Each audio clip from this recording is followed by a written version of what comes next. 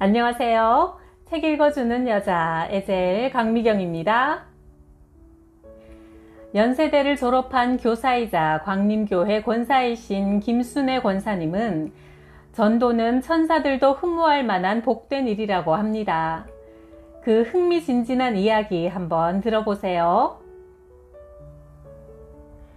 불교계의 큰 스님으로 일컬어지는 타계한 성철 스님의 일대기를 TV에서 방영할 때 나는 그 프로그램에 관심을 가지고 지켜보았다. 그분은 사람들이 만나주기를 너무 원하니까 이렇게 말했다고 한다. 나를 만나려거든 3000배를 하고 오시오. 그런데 어떤 사람이 그의 말처럼 10시간이나 걸린다는 3000배를 하고 스님을 만나러 왔다. 그런데 성철 스님이 대뜸 하는 말이 이랬다. 뭐 하러 왔어? 거짓말 들으러 왔어? 인간은 믿고 따를 대상이 아니라는 그의 말에 담긴 솔직한 성품에 나는 신선한 충격을 받았다. 불교에서는 인간은 평생토록 세상에 섞여 살다 보면 수없이 많은 죄를 짓게 마련이라고 말한다. 그래서 미혹의 근원인 온갖 번뇌를 없애기 위해 많은 사람들이 입산수도를 한다. 육체적인 욕망을 누르고 정신적인 수행을 통해 해탈의 경지에 이르도록 그들은 몇 년 또는 십수년씩 고행의 길을 자처해 걷는다. 어떤 이는 수년간 다른 사람과는 절대 말을 하지 않는 무건수행을, 또 어떤 이는 일절 드러눕지도 않고 행동을 흐트러뜨리지 않고 돌부처처럼 앉아 번뇌를 떨어버리려 노력하는 가부좌 수행을 한다. 그런가 하면 잠을 안 자는 수행을 하는 이들도 있다. 그들은 갖가지 방법으로 자신들의 행실을 닦느라 일평생 고행의 길을 가는 것이다. TV를 통해서 보니 성철 스님은 남달리 오랜 동안 수많은 고행으로 도를 닦다가 열반한 큰 스님이었다. 그가 죽기 전 마지막 남긴 말이 소개되었는데 지금까지도 잊혀지지 않는다. 나는 평생 수많은 남녀에게 거짓말을 해왔다. 그리고 나는 지금 지옥을 향해 가고 있다. 그의 마지막 메시지는 죄 문제를 해결하기 위해 평생 수행하며 도를 닦았지만 마지막 순간까지 108번뇌의 문제를 완전히 해결하지 못해 안타깝다는 자조적인 탄식이었다. 그는 자기 자신이 평생 거짓말을 했다고 고백했다.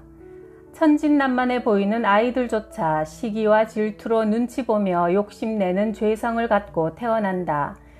인간이 태어날 때부터 갖고 있는 원죄의 문제를 해결해야만 평안을 누리고 천국 백성이 될 수 있는 것이다. 사람이 스스로 죄짐을 벗을 수 없기에 예수 그리스도께서 이 땅에 오셔서 십자가에 죽어 부활하심으로 우리 죄 문제를 단번에 해결해 주신 것이다. 이것이 복음이다. 성철 스님은 사랑하는 어머니, 아내, 심지어 얼굴도 못 본 딸이 찾아와서 한 번만 만나달라고 애원해도 결코 만나주지 않았다. 성철 스님같이 자기 절제에 철저하며 많은 불자들의 귀감이 될 만큼 위대한 분에게 누군가 이 복음을 전했더라면 아마도 그는 하나님 앞에 지은 죄를 모두 고하고 용서받아 사랑하는 가족과 함께 생의 기쁨과 평안과 복된 삶을 누리지 않았을까 싶다. 거기에 내세에 대한 확실한 약속까지 받아 모르긴 해도 위대한 전도자가 되었을 것이다. 그런 아쉬움이 마음속에서 한동안 지워지지 않았다. 내가 전도한 훈이 엄마는 처음에 이웃 주민으로 만났다. 어려서 주일학교도 다녔고 고등학교, 대학교를 다 기독교 학교를 다녔으며 미국에서 살다 왔다고 해서 처음엔 전도가 쉽겠구나 생각했다. 그러나 반응은 의외였다. 쉽지가 않았다. 불심이 대단한 시부모님을 따라 절에 함께 다녔고 남편도 한 집안에 두 종교는 절대 안 된다고 한단다.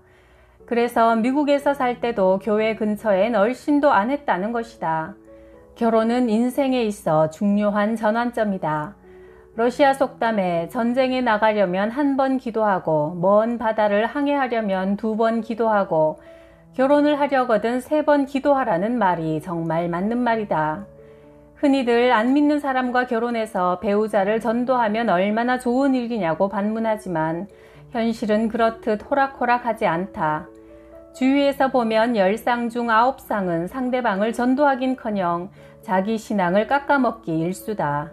결혼 전에는 교회에 함께 다니고 세례까지 받고 결혼을 했어도 막상 결혼을 하고 나면 신앙생활이 순탄하기가 쉽지 않다. 시간이 지날수록 그렇게 중대한 문제를 쉽게 생각하고 결혼한 것을 후회하는 경우를 너무나 많이 보았다.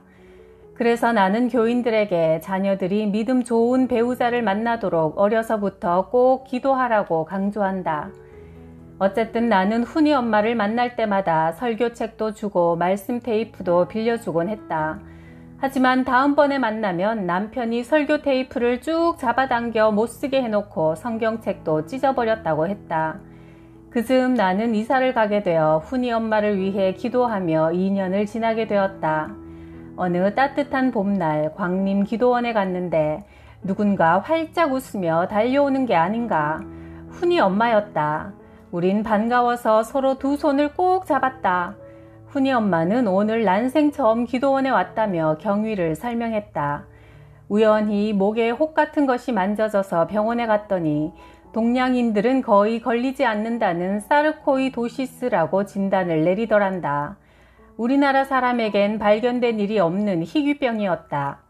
임파선을 따라 생기는 일종의 종양으로 온 몸을 단층 촬영을 해보니 목 부분에 밤송이 크기로 3개나 있고 폐 부분에도 많은 종양이 포도송이처럼 주렁주렁 달려있는 것이 확인됐단다. 그런데 수술도 불가능한 부분이라는 진단을 받았다고 했다.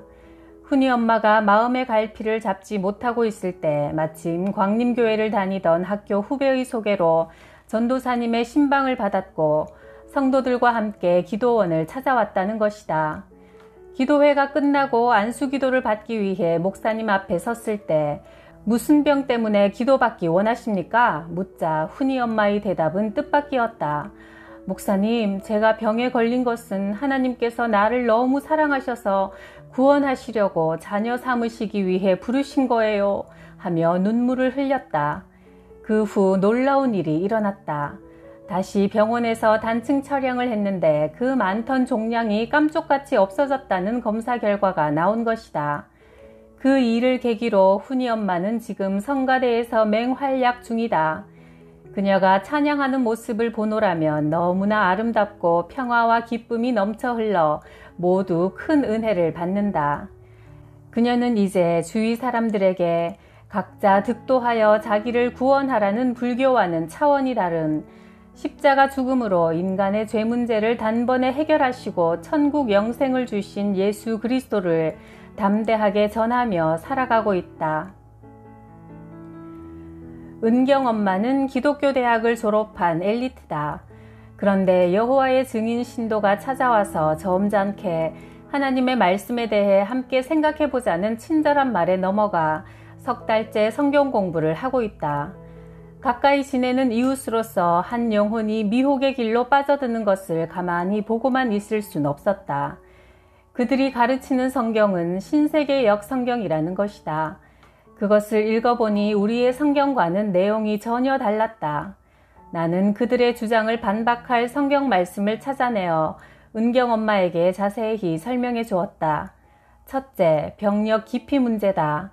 그들은 10계명 중 제6계명인 살인하지 말라를 들어 병력을 기피하고 있다. 그러나 출애굽기 17장 8절 이하에는 이스라엘 민족과 아말렉의 전쟁 장면이 나와 있다. 모세가 손을 들면 하나님의 도우심으로 이스라엘이 이기는 내용이다. 또한 사사기 전체의 내용은 이스라엘을 압제하는 이방 민족과의 싸움에서 하나님이 함께 하시는 수많은 사사들이 승리하는 이야기다. 사무엘하 5장 17절 이하에는 블레셋과의 싸움에서 다윗이 직접 여호와께 물어 여호와의 지시대로 전쟁에 승리하는 내용이 구체적으로 나와 있다. 이와 같이 성경을 보면 하나님의 공의를 실현하기 위해 이스라엘 민족과 이방인들이 끊임없이 전쟁을 한 사실이 수없이 기록되어 있다. 물론 무고한 살인은 절대 용납되지 않으나 특히 우리나라와 같이 하나님을 거부하는 북한과 대치하고 있는 상황에서 병력을 기피하는 것은 비성경적이고 이기적인 해석이라고밖에 볼 수가 없다. 둘째, 수혈 거부 문제다. 여호와의 증인들은 레위기 17장 14절에 피를 먹지 말라는 성경 말씀을 들어 수혈을 거부하고 있다. 그러나 말씀을 자세히 읽어보면 인간의 피가 아니라 짐승의 피를 먹지 말라는 것이지 의학상의 수혈을 하지 말라는 뜻은 전혀 아니다. 적용이 잘못되어도 한참 잘못된 것이다. 여호와의 증인은 이렇게 성경의 전체적인 의미보다는 문자주의적인 해석의 오류에 빠져 엉뚱한 주장을 하고 있다. 살인을 하지 않으려고 병력 기피도 불사하면서 죽어가는 사랑하는 가족을 위해서는 수혈조차 거부하니 앞뒤가 안 맞는 주장이 아닌가. 나는 이렇게 비성경적인 부분들을 은경엄마에게 성경 구절을 전부 찾아서 직접 읽게 하고 비교시켰다. 그랬더니 은경엄마도 자신이 잘못 알고 있던 부분을 시인하고 3개월 후 우리와 함께 교회에 다니며 신앙생활을 하게 되었다. 전도 현장에서 가장 많이 부딪히는 또 다른 문제는 천주교다. 성도들 가운데 천주교에 막연한 동경을 품고 있는 이들이 적지 않다. 그들의 이유를 들어보면 천주교는 술, 담배에 관대하고 제사를 지내도 된다고 하니 좀 더 편안하게 신앙생활을 할 수 있을 것 같다는 것이다. 그런가 하면 멋진 세례명을 얻을 수 있어 천주교가 마음에 든다는 이들도 있었다. 천주교인 중에는 다 같은 하나님을 믿는 건데 무슨 상관이냐? 어쨌든 우리는 큰 집이고 개신교는 작은 집 아니냐? 하며 열을 올리는 사람들도 만나보았다. 물론 카톨릭 교인 중에서 예수 그리스도 안에서 참된 구원의 확신을 갖고 성령 충만함으로 성경 말씀 중심의 신앙생활을 하는 이들을 만나기도 했다. 그러나 전도를 하다 보면 카톨릭 교인 중에 말씀이라는 기초공사가 제대로 되어 있지 않아 오해하고 있는 경우가 많았다. 가끔 카톨릭 교회의 집에 가보면 가정을 위한 기도문이 걸려 있는데 그 기도문의 내용은 성 마리아여, 성 요셉이여 우리의 기도를 들어주소서라고 되어 있다. 그러니까 성 마리아와 성 요셉이 기도의 중보자로 되어 있는 것이다. 하지만 성경은 하나님과 우리 사이의 중보자는 오직 예수님 뿐이며 예수님의 이름으로 기도하는 것이 중요하다고 강조한다. 너희가 내 이름으로 무엇을 구하든지 내가 시행하리니 이는 아버지께서 아들로 인해 영광을 얻으시게 하려 함이라. 요한복음 14장 13절. 또 어떤 분은 열심히 성당에 다녔는데 고해성사 때문에 냉담 중, 즉 시험에 들었다고도 했다. 신부 앞에서 지은 죄를 고백하면 죄의 많고 적음에 따라 주기도를 몇 번 하라든가 또는 평일 미사 참례를 몇 번, 봉사 등을 정해준단다. 그런데 죄를 속한다는 보속 행위를 하고 나서도 여전히 마음속에 하나님으로부터 죄를 용서받았다는 확신과 기쁨이 안 생긴다는 것이다. 더구나 어느 누구에게도 털어놓을 수 없는 죄의 경우엔 고백 성사 자체가 더 큰 짐이 된다고 했다. 내가 그에게 말했다. 기독교에서는 목사님 앞에서 자기 죄를 고백하는 것이 아니라 모든 교인이 직접 자기 죄를 하나님 앞에 고하고 회개하면 마음에 참 평안을 가지게 됩니다. 구약시대 백성들은 죄로 인해 하나님 앞에 나갈 수 없었다. 오직 제사장만이 1년에 한 번 하나님 앞에 나아가 백성의 죄와 허물을 용서받기 위해 동물의 피로 속죄 제사를 드렸다. 그러나 신약시대에는 예수 그리스도께서 친히 이 땅에 대제사장으로 오셔서 자기 피로 영원한 속죄를 이루기 위해 십자가에 달리셔서 단번에 제사를 드려 우리의 죄를 담당하셨다. 히브리서 9장 11절. 그러기에 이제 우리는 예수의 피로 깨끗하게 되어 직접 성소에 들어가 하나님 앞에 자기가 지은 모든 죄를 직접 고하면 하나님께서 우리 죄와 불법을 다시는 기억하지 않는다고 하셨다. 히브리서 10장 17절. 내가 위의 내용을 일일이 성경을 찾아가며 설명해 주었더니 그분은 고개를 끄덕였다. 그분은 또 연옥에 대해서는 어떻게 생각하냐고 물었다. 카톨릭에서는 교우들이 죽으면 살아생전 지은 죄대로 큰 죄를 지었으면 지옥으로 가지만 적은 죄를 지은 이는 세상 죄를 정화시키는 곳으로 천국과 지옥의 중간에 있다는 연옥으로 가게 된다고 한다. 그런가 하면 지상에 있는 교우들이 연도, 죽은 사람을 위해 기도하면 연옥에 있는 기간이 단축될 수도 있고 천국으로 가게 된다고 한다. 그들은 연옥을 거치지 않고 천국에 직접 갈 수 있는 분은 오직 예수님과 성모 마리아뿐이라고 주장한다. 그러나 누가복음 23장 39절 이하에 보면 예수님과 함께 못 박힌 두 강도 중 한 명이 자기 죄를 깨닫고 예수님이 구원자라고 고백하는 순간 그는 주님과 함께 낙원에 들어간다는 약속을 받았다. 그 강도가 얼마나 극악한 죄를 지었으면 십자가형에 처하는 극형을 당했겠는가. 하지만 예수님을 구주로 인정하고 영접하자 연옥을 거쳤다는 말 없이 바로 예수님이 가시는 낙원으로 함께 간 것이다.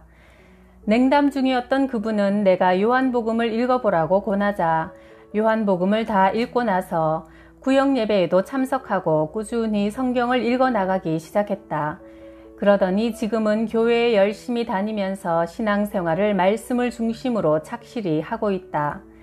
카톨릭의 어떤 교우들은 성모 마리아는 동정녀로 예수님 한 분만 낳으시고 연옥을 거치지 않고 직접 천국에 가셨다고 하는데 마가복음 6장 3절에 보면 예수님의 형제들은 야고보와 요셉과 유다와 시몬이며 누이들도 있다고 나와 있다. 어떤 인간도 신앙의 대상이 될 수 없다. 동정녀 마리아도 우리와 같은 보통 사람으로 예수님을 낳은 뒤에 요셉과의 사이에서 많은 자녀를 두었고 믿음의 선배들처럼 예수님을 하나님의 아들로 믿고 사후에 천국에 갔을 것이다. 이처럼 성경을 읽지 않고 잘 모르면 진리가 아닌 것에 미혹당한다. 자신들의 교회에만, 기도원에만, 목사에게만 능력이 있고 자기에게 와야만 병을 고칠 수 있고 문제를 해결받을 수 있다고 억지 주장을 하는 사람들에게 넘어가게 된다.